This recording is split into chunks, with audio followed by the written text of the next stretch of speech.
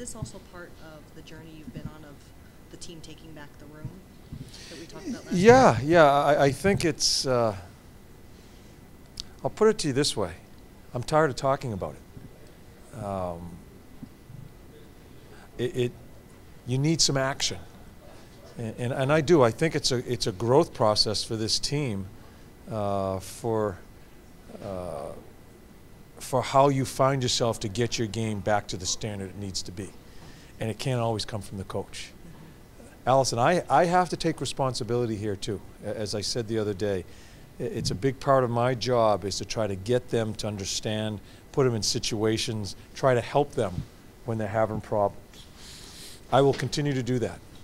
But there's no more talk about it. There's no more, yeah, I'm getting my scoring chances, it's going to come. No, we have to get something done now. And I do think once they do get it done and little by little they get their game, it's going to be a great process for them as far as taking over the room, because you will not be a successful team in this league unless it self-sustains without the coaches being around. Coaches get in the way in this type of situation. We need to guide them, and we'll continue to guide, but it's their room and they need to take it over. As far as talking to them, do you maybe try and talk more just to your leadership group and have them go to the room? Is that maybe part of removing yourself, or no? Well, the problem is, it's the leadership group. Right. Maybe I should have the young kids talk to the leadership group. It's kind of ass backwards here. So, no, I'm not talking about it anymore. They know where I stand, and as I said, they're good people. We all know they're good people, and they're really good players. But you have to try to do something different if it's gone on this long. And that's the onus falls on the player there. And then we'll try to help to guide them from there.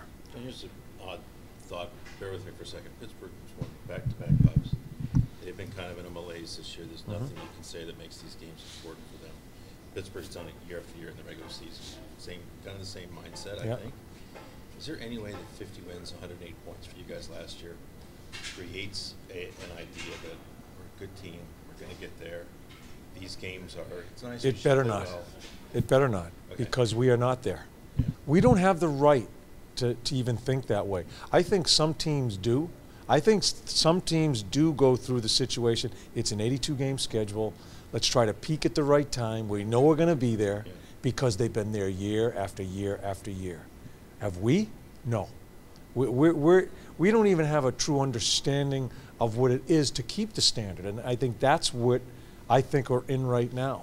I was so encouraged as we went through last year. I could see us getting better as a team. We raised the standard. I think we did. I think we raised the standard. Did we get where we want to be in the playoffs? No. But you come right back the next year and you have to add to it. Like I said to the team, the good part about this, because we've had many of these conversations, the good part about this is we're having this conversation. 2 years ago, we couldn't have this conversation. We didn't have a right to have this conversation. But have we figured out what it is and how you do things to keep your standard? No, we're going through that right now.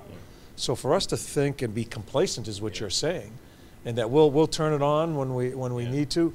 That's a very, very dangerous situation for this team. I don't think I have felt that from the team. No, I have not. I can't speak for them. I'm not in everybody's head. Remember, we have. I think we have played some good hockey, especially the last 5 or 6 games. Other than the one we lost the other night, we were putting in some good numbers. We get our 5-game reports. We were really on the upswing. But my problem is, and maybe this is the question you're asking, if you're talking about that group, we're living off of some inexperienced kids really carrying the load here. Now, I'm not sure if that's what is it that group that thinks we're just going to be able to turn it on? I hope not. I don't think so. I think they're smart enough, and I think they're respectful enough of this league. But if we go down that road, that is very dangerous. Do you feel like it's with that group that has struggled so far, the veterans, is it more of an effort thing, or are they just some? Yeah. Some of it is effort. Yeah. It's not necessarily just poor luck. Oh no. Luck helps. That's all part of, especially offensive people. having the puck go their way. Puck luck is a big part of the game. But no, to me, this is a group that needs to individually say, I need to change this, and for each player, it's a different situation. But they need to concentrate on that. And, you know, I'll give you, for example, I didn't like Panarin's game a couple of games ago, his 3 or 4 games prior to a couple of games ago. I didn't like his game because he showed me when he first came here, he fights hard. He works hard. Away from the puck, in the puck battles. That was gone for 3 or 4 games. I have one conversation with him, one conversation, and it was a really good two-way conversation. He has changed his game the last 2 games and has been so effective as far as the puck battles.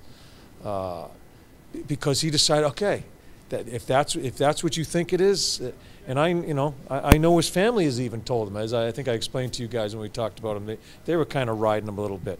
But he changed it. He changed it. He didn't wait. He didn't wait for it to happen, and you get into that hope mode. I hope, yeah, it'll get figured out. I hope it comes. It will eventually. No, you need to change it, and I do think that's a great example of what I think some guys should look at, and because he changed his game immediately after that conversation, has played two really strong games in the puck. And Johnny, that's mental. It's a mental toughness. Yeah, it's a mental toughness. So yeah, so I don't want it to be it's just, it is what it is. I'm not trying to run guys down. It is what it is. I do believe in our people. We're going to help them. But sometimes it has to be a two-way street. They have to help themselves too, and not just hope it gets better. It has to get better, and that's the mindset you have to have. They're just words, I know, but were you encouraged by Wenberg taking ownership and saying it's all on me yesterday? I didn't. I don't read your stuff. Oh, it wasn't just mine. I don't read your stuff all around. I don't. Sorry. Okay. So he did. Did he? Yeah. Yeah. It's on me. I gotta play better. Yeah. And well, nothing against Dubois. He's happy for Dubois, but he yeah. wants that job back. Yeah. And Winnie and I have had a number of. I don't do a lot of one-on-ones, as I've explained to you guys over the past couple of years, but I have spent a lot of time with him one-on-one, and he has been, as I've said, I think a big part of my job is if a player isn't evaluating himself, I have to evaluate him. Because if you don't evaluate yourself correctly, you can't get to where you want to be. You can't make the corrections you want to make if you don't even understand there's a problem. Now, we all know there's a problem with Winnie. I mean, that's a pretty obvious one, and it's pretty obvious to him. But you got to dig deeper on what it is, and we've had those conversations, and he's been very mature in his assessment of himself. Now he needs to take the next step here and try to fix it. The flip of that, John, being, Luke is riding a really strong stretch here. He stays out later than anybody yesterday. Yeah. Just working on his shot himself. Yeah. What does that say to you? Yeah, and that's what it doesn't go unnoticed, and you hope the players. You talk about changing your what you do. Maybe some players should be thinking about that. I am not going to babysit them, and so you got to stay out there an extra 20 minutes. I'm not going to do that. That has to be the onus of the player, and yeah, you look at Panarin. He's out there all the time with his hands, and so yeah, I'll leave it at that. Have you noticed like a concerted effort with Z taking more shots the last few games? Seems like he's really been firing them up. He always puts himself in position. He ends up, the way he plays, he ends up with a lot of opportunities. We're hoping, and we've showed him some video. We're hoping more and more get through. More and more this year have been blocked. But he's a student of the game, and he's trying to make changes into trying to make sure shots get through.